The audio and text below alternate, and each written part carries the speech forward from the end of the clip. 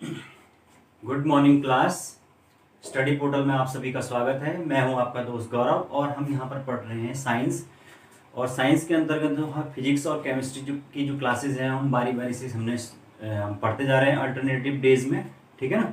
तो उसी की क्रम में आज हम जो है फिजिक्स का एक टॉपिक यहाँ पर नया टॉपिक स्टार्ट करेंगे। शुरू करने से पहले मैं आपको बता दूं कि स्टडी पोर्टल पे आपको विभिन्न एग्जाम्स जैसे KVS, NVS, DSSSB, CTET, SSC, banking, इन सभी एग्जाम्स की तैयारी आपको कराई जाती है। और ये इस चैनल पे आपको, स्टडी पोर्टल चैनल पे आपको सभी प्रकार के एग्जाम्स की जो वीडियोस हैं वो मिल जाएंगी, जहाँ जो आप प्लेलिस्ट में जाके चेक कर सकते हैं, ठीक है ना। तो साथ के साथ आपको प्रिंटेड नोट्स भी उपलब्ध कराए जाते हैं, जिसको प्राप्त करने के लिए आप इस व्हाट्सएप नंबर पर कॉन्टैक्ट कर सकते हैं, ठीक है ना।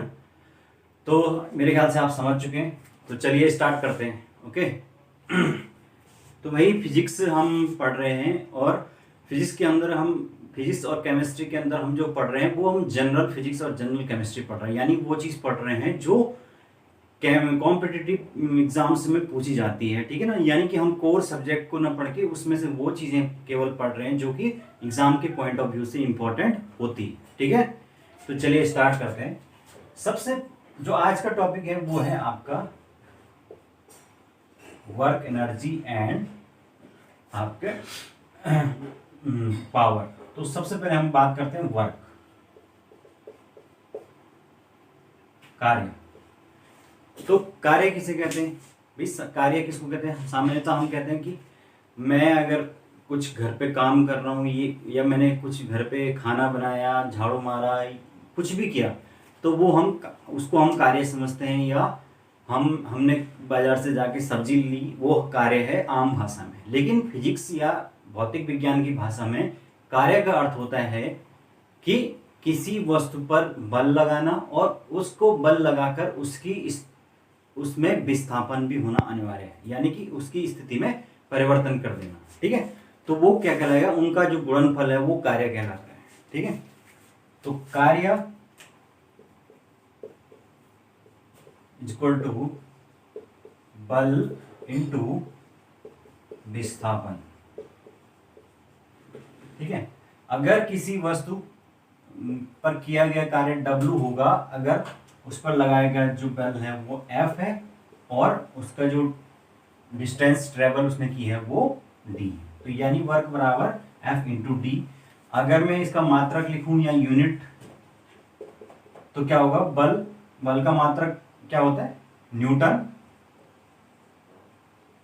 और डिस्टेंस दूरी है तो इसका मात्रक मीटर होगा, यानी कि ये क्या होगा? Newton metre. और इसी को आप क्या कहते हैं? जूल, जे से डिनोट करते हैं, ठीक है ना। तो आप ये इस तरीके से कार्य होता है, यानी कार्य के होने के लिए विस्थापन का होना अनिवार्य है। यानी कि इसका अर्थ क्या समझे आप? कि अगर कोई कुली है और वो स्टेशन पे एक आपके किसी बैग को उठा के आधे घंटे 1 घंटे सर पे रखता है, लेकिन वो उसको कहीं भी ले जाता नहीं है, तो इसका मतलब आपको उसको पैसे देने की जरूरत नहीं है, क्योंकि उसने कोई कार्य नहीं किया है।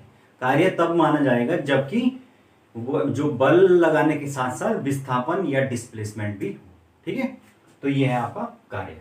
और कार्य एक अदिश राशि है, स्केलर क्वांटिटी है, ये भी याद रखना। चलिए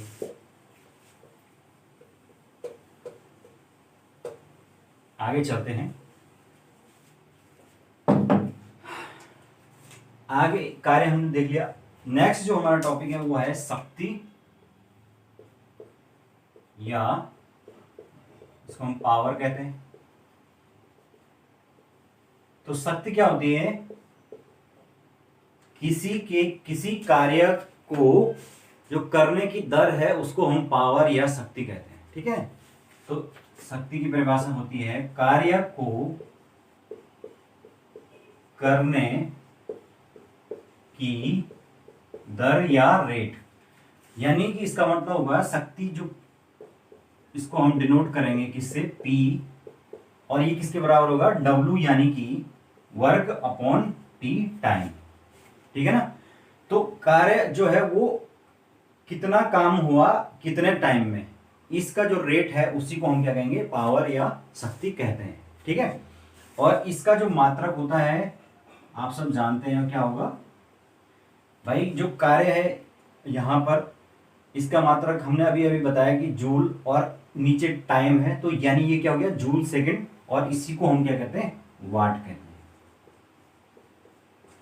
वाट, है ना। आपने अक्सर सुना होगा ये इतने वाट का बल्ब है, इतने वाट की मशीन है। तो ये वाट क्या होती है, शक्ति को मापने का एक इकाई होती है, मात्रक होता है, जिससे पावर को मापा जाता है।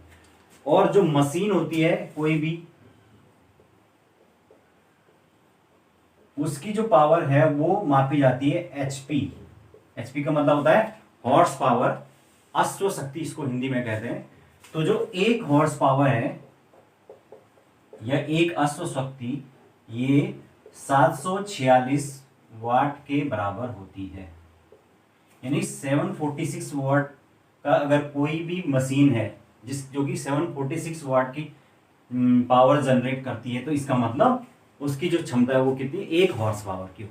ठीक है, तो ये याद रखना आप कि जो पावर है वो वाट में मापी जाती है, और मशीनों की पावर जो है हॉर्स पावर या एचपी में मापी जाती है।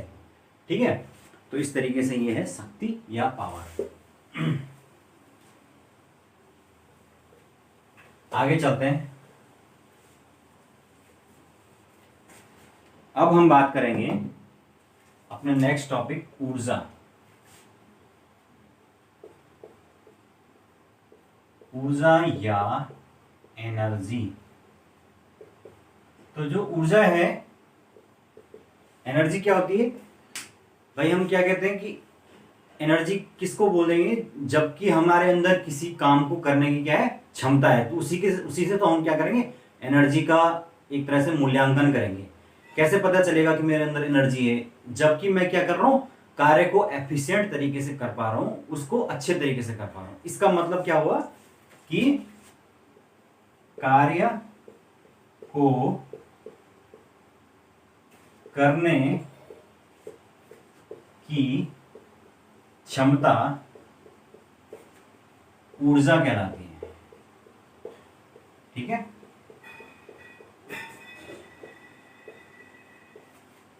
जो कार्य करने की क्षमता है उसी को हम ऊर्जा या एनर्जी कहते हैं।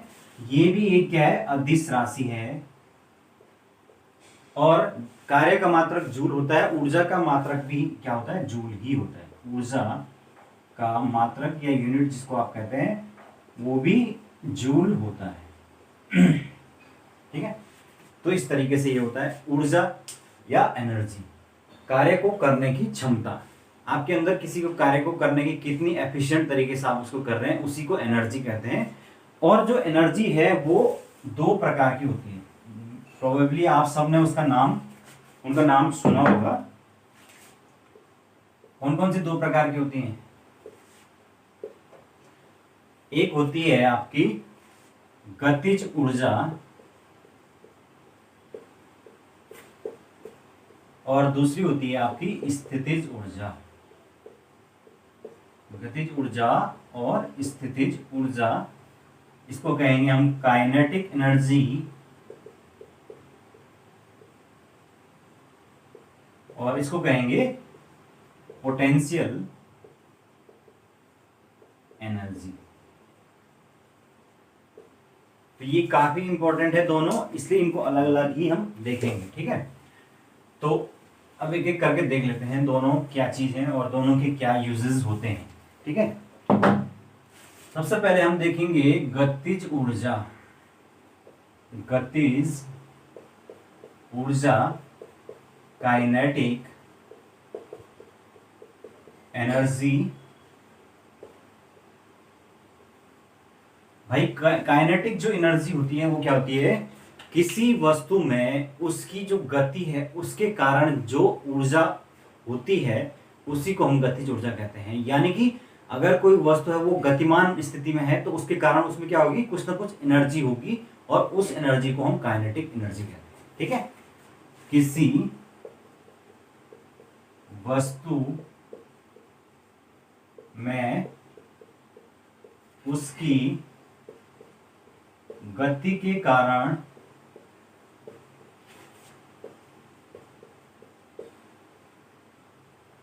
पाई जाने वाली ऊर्जा,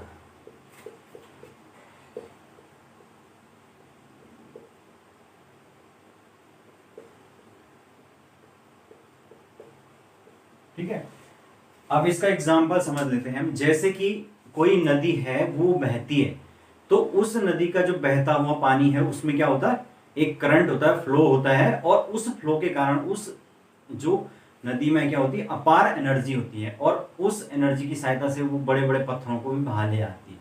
तो उस एनर्जी का यह यूज कहाँ पे होता है, उस एनर्जी का यूज होता है जैसे कि नाव को चलाने में, नाव उस दिशा में नाव को चलाने में, या राफ्ट को चलाने में, राफ्टिंग, रिवर राफ्टिंग, इसमें आसानी होती है।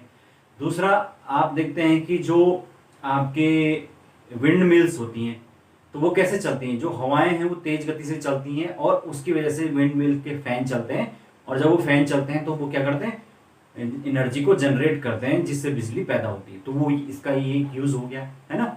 इसी प्रकार से मतलब आप समझ चुके हैं कि गति की अवस्था में जो चीज होगी उसके कारण जो एनर्जी पैदा होती है। जैसे कि हमारे गाँव में जो पुराने जमाने में होते थे, अब तो नहीं होते यहाँ पे, लेकिन पुराने जमाने में आपने देखा होगा कि जो गधेरे होते थे गांव में, छोटे छोटे, जिनको तो वहां पर क्या होता था, छोटे छोटे घराट चलते थे। वो क्या होते थे, पानी जब ऊपर से तेजी से आता था तो वो घराट को घुमाता था, और उससे फिर राशन जो अनाज होता था उसको पीसते थे। उत्तराखंड में वो चीज पुरानी संस्कृति में पाई जाती है, और उसको घराट कहते हैं, ठीक है ना। अब तो वो लोग, वो चीज विलुप्त हो चुकी है। तो वहां पर भी जो क्लियर जो यूज है वो किसका है, काइनेटिक एनर्जी ऑफ वाटर का यूज किया जाता है। ऐसे ही अगर आप मैं मान लूं कि जैसे बंदूक से कोई गोली चलती है, तो बंदूक से जब गोली चलती है तो उसमें क्या होती है, इतनी ज्यादा वो एनर्जी होती है, उसकी गति होती है कि वो क्या करती है, लक्ष्य को भेद कर निकल जाती है, खोपड़ी के पार हो जाती है। तो वो सब किसके कारण है, उसमें जो काइनेटिक एनर्जी, गतिज ऊर्जा आ जाती है, उसके कारण होती है, ठीक है। और जो अगर मैं बोलूं कि m द्रव्यमान की कोई वस्तु है, और मतलब m द्रव्यमान की वस्तु है, अगर उस पे v वेलोसिटी से अगर वो क्या कर रही है, गति कर रही है, तो जो काइनेटिक एनर्जी होती है k e, वो किसके बराबर होती है, हाफ ऑफ mv²। ये इसका क्या है, फॉर्मूला है। काइनेटिक एनर्जी जो के ई होती है वो हाफ ऑफ mv² के बराबर होती है। यानी कि m मास और v क्या है, इसकी वेलोसिटी। तो जो मास है वो अगर मैं डबल कर दूं तो काइनेटिक एनर्जी भी क्या हो जाएगी, डबल हो जाएगी। और अगर मैं उसका वेलोसिटी उसको डबल कर दूं तो उसके बाद जो काइनेटिक एनर्जी है वो ऑलमोस्ट 4 गुना हो जाएगी, है ना, क्योंकि यहाँ पे स्क्वायर है तो इसलिए 4 गुना हो जाएगी। तो मास यानी कि अगर कोई पहाड़ी से कोई पत्थर घूम के आ रहा है तो क्या करेगा, वो उसके अंदर काइनेटिक एनर्जी होगी, और वो क्या करेगा, बहुत ज्यादा नुकसान करेगा। अगर वो कम द्रव्यमान का पत्थर है तो कम नुकसान करेगा, और ज्यादा द्रव्यमान का है तो ज्यादा करेगा। क्यों, क्योंकि जैसे उसका मास बढ़ेगा तो काइनेटिक एनर्जी की उसकी बढ़ जाएगी, और वो ज्यादा डिस्ट्रक्टिव होगा, ठीक है। तो इस तरीके से ये काइनेटिक एनर्जी आपने समझ ली, और इसके यूजेस क्या होते हैं ये भी आपने समझ ली। चलिए आगे चलते हैं।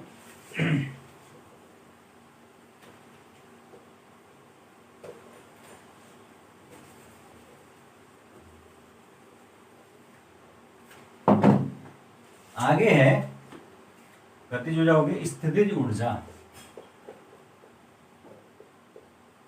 स्थितिज ऊर्जा, या जिसको हम कहते हैं आपका पोटेंशियल एनर्जी। पोटेंशियल एनर्जी ये क्या होती है, किसी वस्तु में उसकी विशेष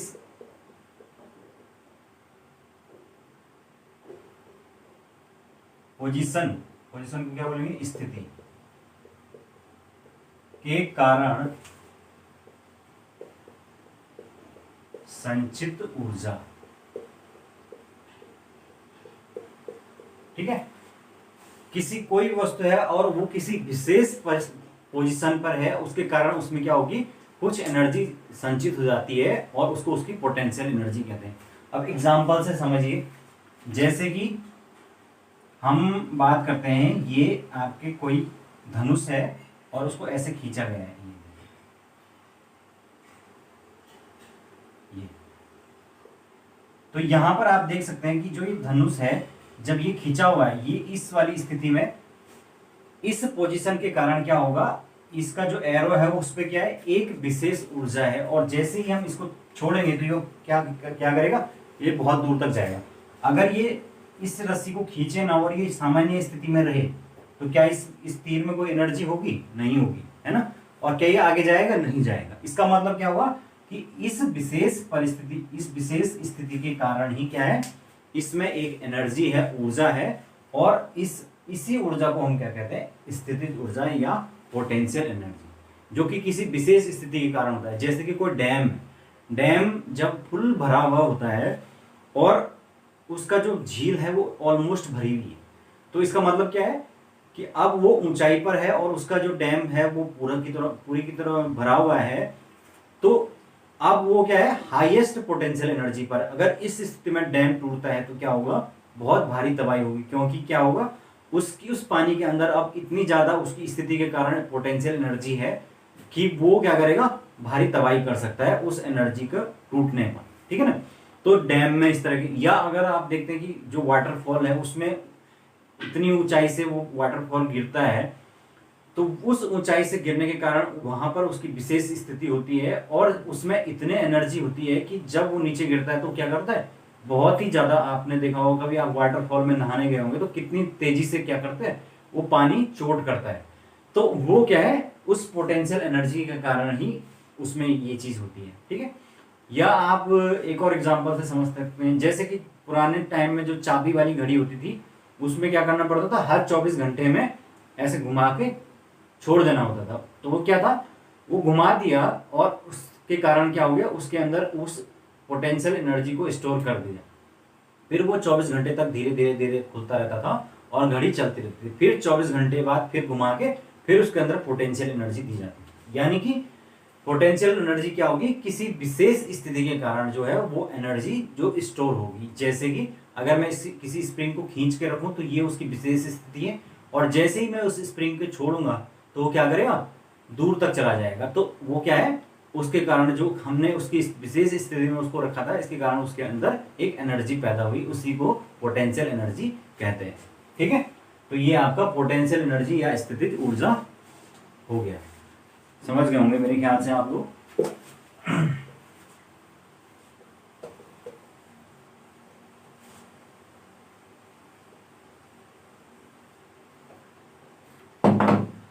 ठीक है,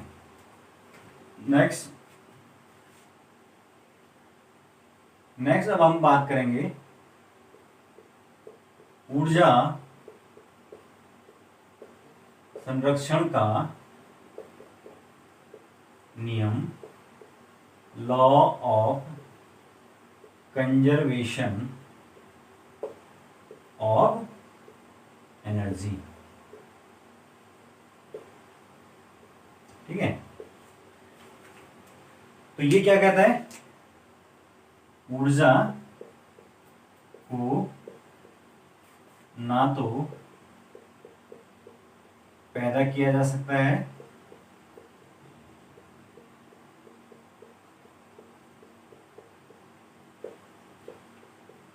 और ना ही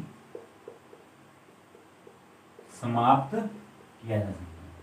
तो जो ऊर्जा संरक्षण का नियम है वो कहता है कि जो एनर्जी है उसको ना तो उत्पन्न किया जा सकता है, ना ही उसको समाप्त किया जा सकता है, बल्कि केवल और केवल जो है उसको एक रूप से दूसरे रूप में परिवर्तित किया जा सकता है। और इस पूरे ब्रह्मांड की जो एनर्जी है वो क्या है, फिक्स है, यानी कि वो निश्चित है, वो जितनी है उतनी है, उसमें कोई चेंज नहीं होता है।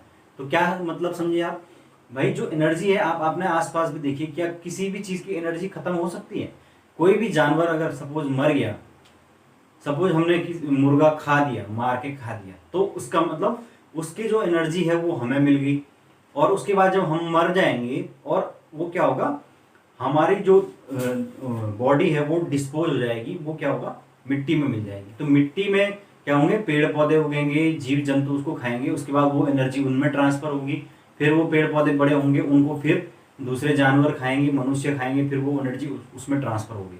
इसका मतलब एनर्जी का जो चक्र है वो लगातार एक से दूसरे में चलता है, लेकिन वो कभी भी क्या नहीं होती है, खत्म नहीं होती है, ना उसको पैदा कर सकते हैं, केवल और केवल एक रूप से दूसरे रूप में ट्रांसफर की जा सकती है। मरने के बाद भी क्या होता है, जो हमारे अंदर की सोल है वो एक एनर्जी है, वो निकल गई और वो किसी सोल जो है वो किसी और में चली गई, इसका मतलब एनर्जी का ट्रांसफर हमसे किसी और में हो गया। तो एनर्जी कुल मिला के रहेगी कहाँ, इस ब्रह्मांड के अंदर ही रहेगी, कहीं भी बाहर नहीं जाएगी। तो इस ब्रह्मांड की या इस यूनिवर्स की टोटल जो एनर्जी है वो कंजर्व्ड है या सेव्ड है, उसको केवल और केवल उसकी जो फॉर्म्स है वो चेंज की जा सकती है। तो ये समझ गए होंगे आप। और इसी के बेस पर जो ऊर्जा का जो रूपांतरण है, इससे क्वेश्चन बनते हैं, तो उसको देख लेते हैं।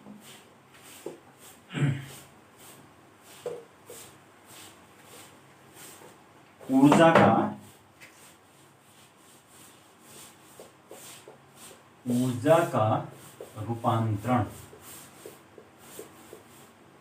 यानी कि जो चेंज आएगा किस किस में ट्रांसफॉर्म हो सकती है। तो इसमें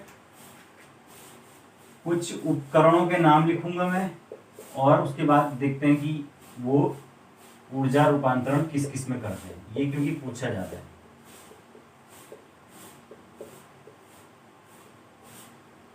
ठीक है, तो भाई सबसे पहले अगर मैं बात करूं तो मैं बात करूंगा सौर सेल।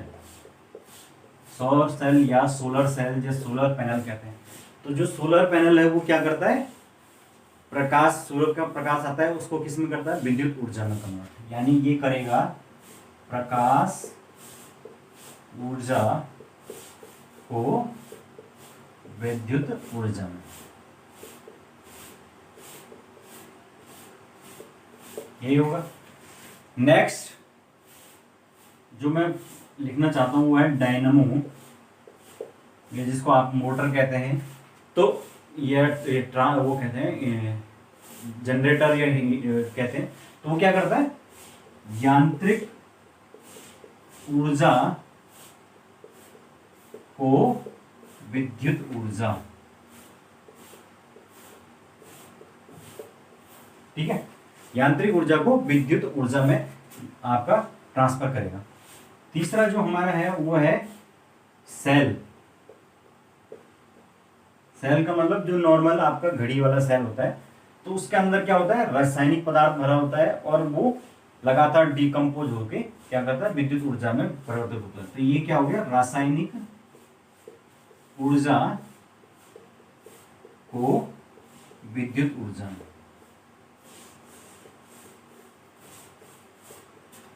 उसके बाद है मोटर, विद्युत मोटर। विद्युत मोटर यानी जो आपकी पानी खींचने वाली मोटर है। तो पानी खींचने वाली मोटर में क्या होता है, विद्युत का इस्तेमाल होता है। उसके बाद वो क्या करता है, उसको यांत्रिक ऊर्जा में बदल के पानी को खींच लेता है। तो यानी विद्युत ऊर्जा ये किस में बदल गई, को यांत्रिक ऊर्जा में उसने बदल दिया, जिसके कारण उसने पानी को खींचा। ठीक है, उसके अलावा और क्या होता है इसमें, देखता हूं मैं एक मिनट। ठीक है, उसके अलावा आपका लाउड स्पीकर।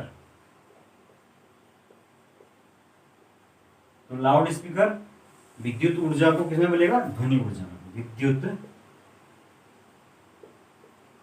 ऊर्जा को ध्वनि ऊर्जा में बदल दिया। ठीक है, इसके आगे गिटार।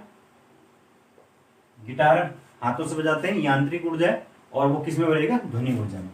तो यानी यांत्रिक ऊर्जा को ध्वनि ऊर्जा में। ठीक है, तो ये कुछ एग्जांपल हैं। इसके अलावा इसमें और कोई इंपॉर्टेंट, हाँ, इंजन।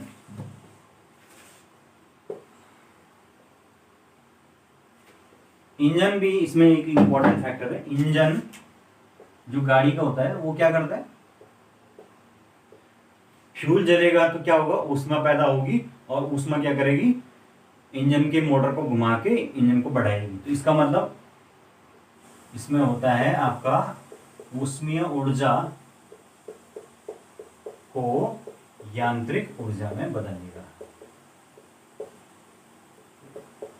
ठीक है, तो ये आपके कुछ ऊर्जा के रूपांतरण हैं, और ये आप देख सकते हैं क्लियरली, आप समझ पा रहे होंगे कि किस प्रकार से ये परिवर्तन होते हैं। और इससे एग्जाम में सवाल बन जाता है कई बार कि जैसे आएगा विद्युत मोटर किस एनर्जी की इस ऊर्जा को इस ऊर्जा में बदलता है, 4 ऑप्शन में इस प्रकार से दे देगा। तो इसमें आप कंफ्यूज नहीं होनी चाहिए, सीधे सीधे ये समझिए कि जो प्राइमरी है वो ऊर्जा कैसी है। जैसे सूर्य से प्रकाश आ रहा है तो वो जाहिर सी बात है प्रकाशीय ऊर्जा है, और जब वो सोलर प्लेट पे पड़ता है और उसको कन्वर्ट करके हम क्या कर रहे हैं, विद्युत में बदल रहे हैं, तो वो विद्युत ऊर्जा में बदल गया। ठीक है, यानी वो ऊर्जा का रूपांतरण हो गया। ओके, तो चलिए इतना काफी है इसमें।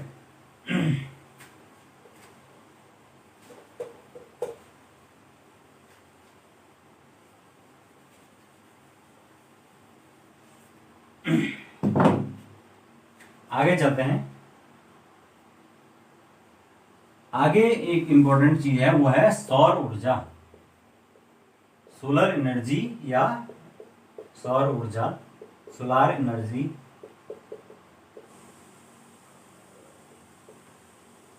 क्या होता है सौर ऊर्जा? सौर ऊर्जा के सिंपल सी बात हम ये समझते हैं कि सूर्य से आने वाली ऊर्जा। तो सूर्य के अंदर जो ऊर्जा होती है वो किस कारण होती है, आपने कभी सोचा है? उसके लिए आपको सबसे पहले समझना होगा कि सूर्य के अंदर जो संगठन है या जो गैसें हैं वो कौन कौन सी है। तो जो सूर्य है उसके अंतर्गत, सूर्य के अंतर्गत आपके 70% जो गैस है वो है आपका हाइड्रोजन,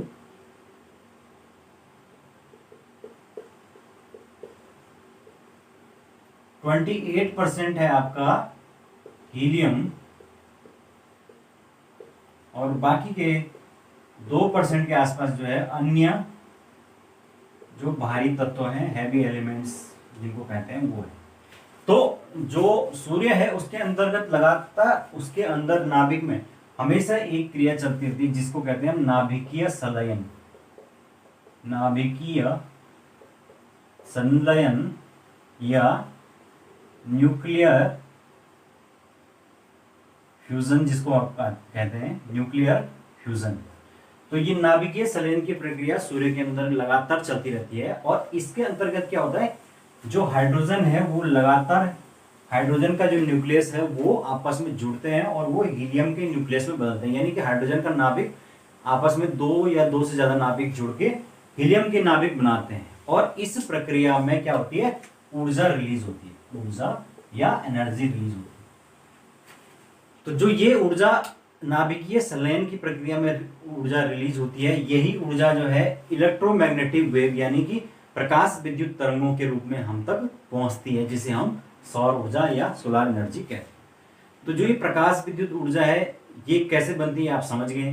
प्रकाश जो विद्युत ऊर्जा है इसी में, यानी कि इलेक्ट्रोमैग्नेटिक वेव्स जो सूर्य से आती हैं, इसमें हानिकारक पराबैंगनी किरणें भी उपस्थित होती हैं, आप लोगों को पता है, और वो पृथ्वी पर अगर डायरेक्ट आ जाए तो वो हमें क्या करेंगी, नुकसान पहुंचा सकती है। तो इसलिए उसको बचने के लिए हमारे और सूर्य के बीच में क्या है, एक ओजोन लेयर है, ओजोन की परत काम करती है, जो कि क्या करती है, उन हानिकारक पराबैंगनी किरणों को फिल्टर कर देती है, आने नहीं देती। इस वजह से हमें उस चीज का नुकसान नहीं होता है। लेकिन आजकल आपको पता है बहुत टाइम से जो एनवायरमेंटल चेंज हो रहे हैं, जिसके कारण से जो ओजोन परत है उसको हानि पहुंच रही है, और उस ओजोन परत के क्षरण का जो सबसे बड़ा कारण है वो है CFC गैस। CFC यानी क्लोरोफ्लोरोकार्बन, ये भी कई बार एग्जाम में पूछ लिया जाता है। ठीक है, तो ये आपको याद रखना है, क्लोरोफ्लोरोकार्बन जो है वो क्या है, ओजोन परत के क्षरण में सबसे बड़ी भूमिका निभाती है। ठीक है, तो ये है आपका सोलर एनर्जी, जिसके अंतर्गत लगातार न्यूक्लियर फ्यूजन जो है वो चलता रहता है, और नाभिकीय संलयन की प्रक्रिया में हाइड्रोजन हीलियम में कन्वर्ट होता है, एनर्जी रिलीज होती है। तो धीरे धीरे करके क्या होगा, एक कभी हजारों करोड़ों साल बाद एक टाइम आएगा जबकि ये सारा का सारा जो हाइड्रोजन है वो हीलियम में कन्वर्ट हो जाएगा, और उस दिन क्या हो जाएगा, सूर्य जो है वो प्रकाश देना बंद कर देगा। यानी कि जो सूर्य भी हमारा एक तारा है, और आपने सुना होगा मृत तारा यानी डेड स्टार, तो सन भी उस दिन क्या बन जाएगा, डेड स्टार बन जाएगा। लेकिन ये अभी नहीं होगा, चिंता मत करो, करोड़ों साल बाद होगा ये, तो तब तक तो है ना। चलिए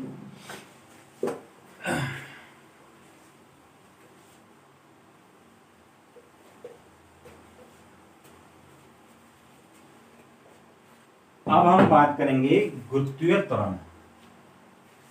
गुरुत्वीय त्वरण जिसको किससे स्मॉल जी से डिनोट करते हैं, है ना भाई। सबसे पहले ये आपको याद दिला दूं कि मैंने आपको गुरुत्वाकर्षण कैपिटल जी के बारे में बताया था। तो गुरुत्वाकर्षण जो है कैपिटल जी से डिनोट करते हैं, और इसके बारे में न्यूटन का जो नियम था कैपिटल जी इक्वल टू जो कोई भी दो पिंड है उनके बीच जो है लगता है कौन सा बल, आकर्षण बल, जिसको हम गुरुत्वाकर्षण कहते हैं, और वो कितना होता है F equal to G m1 m2 upon R square. यही था फॉर्मूला, ये न्यूटन का लॉ है, ठीक है। तो गुरुत्वीय त्वरण, तो गुरुत्वीय त्वरण क्या होता है?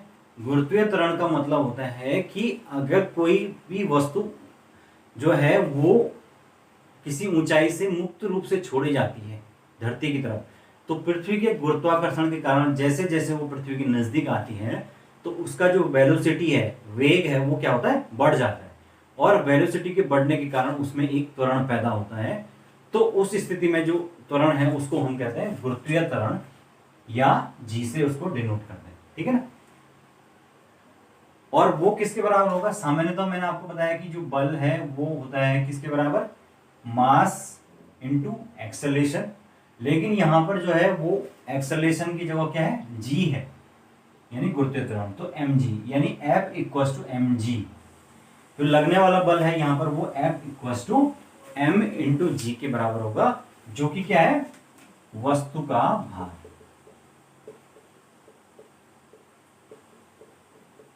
यानी कि वस्तु का जो अपना भार है वो m इंटू जी के बराबर होता है, और इसी भार के कारण जो है वो नीचे जब वो वस्तु गिरती है तो उस पर चोट लगती है, या उसको उस पर जो भी नुकसान होता है वो अपने ही भार के कारण होता है। तो वो क्या है, गुरुत्वीय त्वरण जी, ठीक है ना।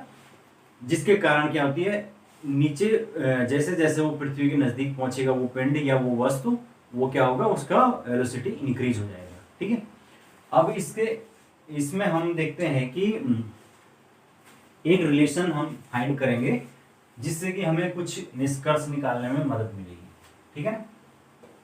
तो देखते हैं,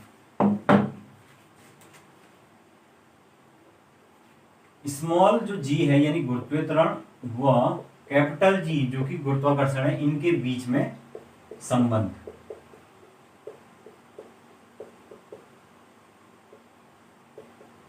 इनके बीच में रिलेशन फाइंड करना है, ठीक है। तो अगर मैं ये मान लूं कि जो पृथ्वी है उसका जो मास है वो me है, e मतलब अर्थ है, तो इसलिए मैंने me कर दिया। और कोई दूसरा पिंड है जो कि किसी ऊंचाई पर है, उसका मैंने मान लिया m है, ठीक है। और पृथ्वी की जो रेडियस है वो मैंने मान ली re, ओके। यह है रेडियस, ये है मास उस वस्तु का, और ये मास ऑफ अर्थ। तो इस स्थिति में अगर मैं न्यूटन का लॉ लगाता हूं तो F जो है वो किसके बराबर हो जाएगा, G m1 m2 होता है, लेकिन m1 तो है नहीं, तो m1 की जगह क्या है, me है, और दूसरा क्या होगा m, और रेडियस की जगह क्या है re, तो re का स्क्वायर, यही होगा F equal to G m1 m2 m upon re square. और यहां पर हमने अभी बात की थी कि F किसके बराबर है, m इंटू जी के बराबर है। तो दोनों F के बराबर है, ये भी F के बराबर है, ये भी F के बराबर, तो ये दोनों भी बराबर हो जाएंगे, आप सब जानते हैं। तो m g इक्वल टू हो जाएगा G m e m upon R E square. तो यहां पर m से इस m को कैंसिल कर दीजिए। तो जो रिलेशन हमारे बीच में आया है वो है G equal to capital G m e upon R E का स्क्वायर, ठीक है। तो ये जो रिलेशन है ये कैपिटल जी और स्मॉल जी के बीच में आया है। यानी कि इस जो फॉर्मूले में आप देख सकते हैं यहाँ पर जो स्मॉल m है वो कहीं भी नहीं है इस फॉर्मूले में।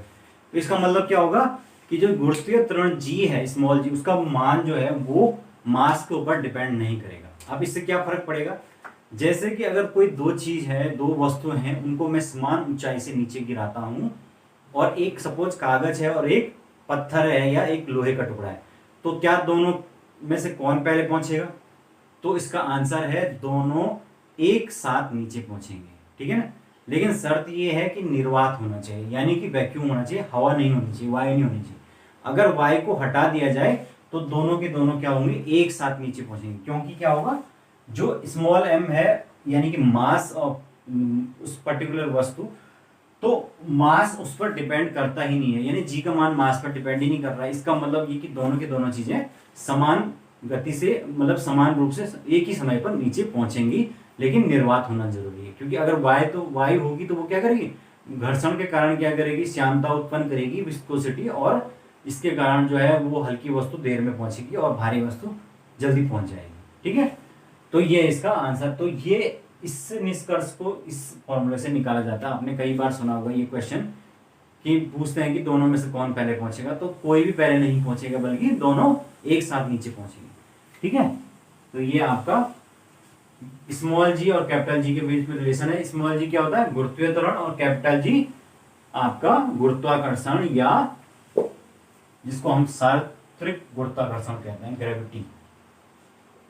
तो ये आप समझ गए हैं ये कॉन्सेप्ट भी, ठीक है। अब इसमें एक चीज आती है कि ये भी पूछा जाता है जी के मान में परिवर्तन। जी के मान में परिवर्तन, ये हमेशा याद रखना है कुछ चीज इसमें। जैसे कि ये सपोज अर्थ है, ठीक है।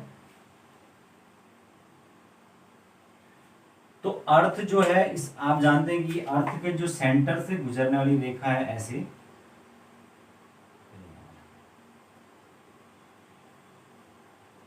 इसको हम क्या कहते हैं, इक्वेटर कहते हैं। और जो ऊपर और नीचे की साइड ये दो चीजें होती हैं, इसको क्या कहते हैं, पोल्स कहते हैं, ठीक है। तो जो इक्वेटर है, इस पर जो जी की वैल्यू है, जी का मान, ये न्यूनतम होता है,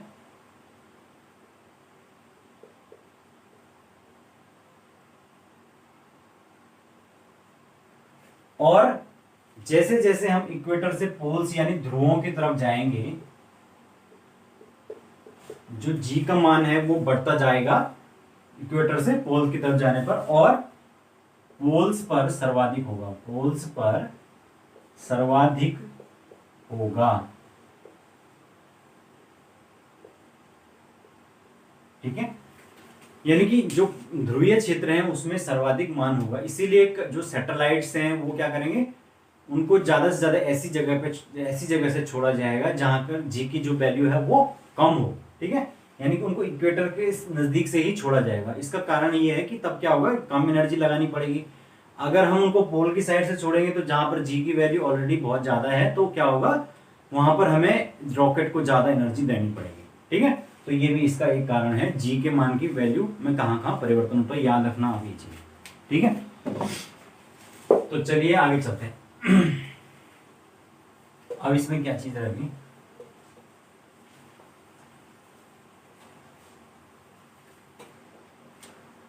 एक और चीज रहेगी इसमें, लिफ्ट में जी के मान में परिवर्तन, जी के मान में परिवर्तन कैसे होगा, भार में, लिफ्ट में भार में परिवर्तन कैसे होता है। सबसे पहली कंडीशन, जब लिफ्ट नीचे ऊपर जा रही है, तो जब लिफ्ट ऊपर जाती है तो उस समय जो व्यक्ति है वो भारहीनता का अनुभव करता है, एक्स्ट्रा भार का अनुभव करता है, ठीक है। ऊपर लिफ्ट ऊपर जाते हुए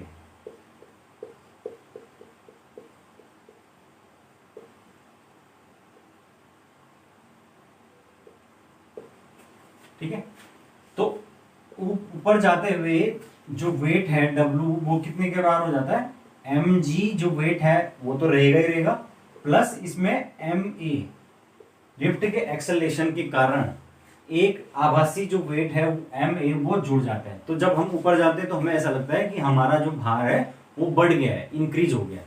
तो वो आभासी जो भार है वो इसके कारण इंक्रीज हुआ है ऊपर जाते हुए। दूसरी कंडीशन, लिफ्ट नीचे आते हुए,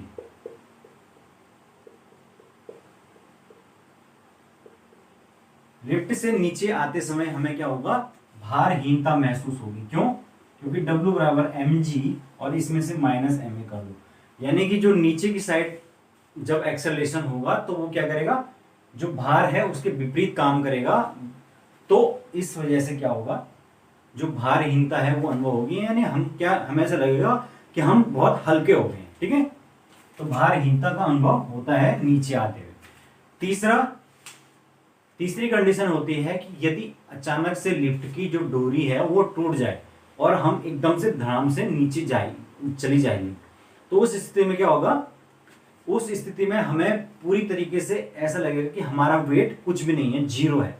ठीक है ना, क्योंकि जो mg है यहाँ पर उसके बराबर ही ma हो जाएगा और ये एक दूसरे को कैंसिल कर देंगे। तो इस स्थिति में, तीसरी स्थिति में व्यक्ति को पूरी तरीके से भारहीनता का अनुभव होगा, यानी उसे लगेगा कि मेरा वेट जीरो हो गया है, जबकि लिफ्ट धड़ाम से नीचे जाएगी। ठीक है, तो ये 3 कंडीशन आपको याद रखनी है। और इसके अलावा एक चौथी कंडीशन होती है। चौथी कंडीशन क्या होती है,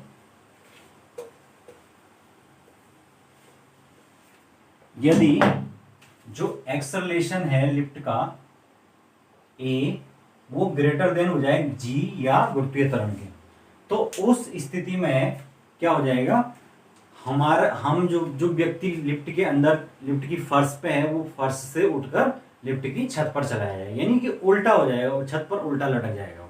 ठीक है ना, तो ये लिफ्ट में अलग अलग प्रकार की जो घटनाएं हैं वो भी आपको याद रखनी है।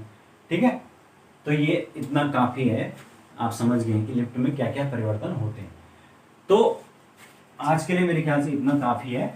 आज हमने बहुत सारी चीजें वैसे भी पढ़ ली हैं। कार्य पढ़ लिया, कार्य मैंने आपको बताया क्या होता है, W equal to F into D, यानी कि बल इंटू विस्थापन। उसके बाद शक्ति मैंने आपको बताया कि जो कार्य करने की दर होती है उसको शक्ति कहते हैं। ऊर्जा क्या होती है, कार्य करने की जो क्षमता होती है उसको ऊर्जा कहते हैं। शक्ति का मात्रक मैंने आपको बताया वाट होता है, और अगर हम मशीनों की बात करें तो हॉर्स पावर या HP जिसको कहते हैं, जो कि 746 वाट के बराबर होता है। उसके बाद मैंने आपको बताया गतिज व स्थितिज ऊर्जा, ऊर्जा के प्रकारों में। ठीक है, गतिज ऊर्जा, गति के कारण जो उसमें ऊर्जा होती है, जैसे कि पवन ऊर्जा हो गया, जल में जो ऊर्जा होती है। उसके बाद पोटेंशियल एनर्जी, जैसे कि चाबी की घड़ी में जो ऊर्जा विशेष स्थिति के कारण होती है। उसके बाद ऊर्जा का संरक्षण का नियम बोलता है कि ऊर्जा को न तो उत्पन्न किया जा सकता है, न तो नष्ट किया जा सकता है, बल्कि एक रूप से दूसरे रूप में परिवर्तित किया जा सकता है। उसके बाद ऊर्जा का रूपांतरण हमने देखा कि अलग अलग प्रकार से, किस प्रकार से होता है। फिर सौर ऊर्जा में हमने देखा नाभिकीय संलयन की अभिक्रिया। फिर गुरुत्वीय त्वरण G, इसकी वैल्यू हमने देख ली है कि कैसे G का जो मान है वो m और m इंटू जो G का मान है वो डिपेंड नहीं करता है कि मास के ऊपर, और ये फ्री रहता है, मतलब मास से ऊपर फ्री रहता है। और हमने G और कैपिटल G में हमने आपका रिलेशन भी स्थापित किया है। ठीक है, तो इस तरीके से G के मान में परिवर्तन जो है वो भी हमने देखा। तो ये जो चैप्टर है ये अब समाप्त होता है, और इसके आगे की चीजें अब कल हम केमिस्ट्री देखेंगे। ठीक है, और धीरे धीरे करके हम साइंस में आगे बढ़ते रहेंगे। तो आप सब लोग जुड़े रहिए और मेरे वीडियोस को देखते रहिए।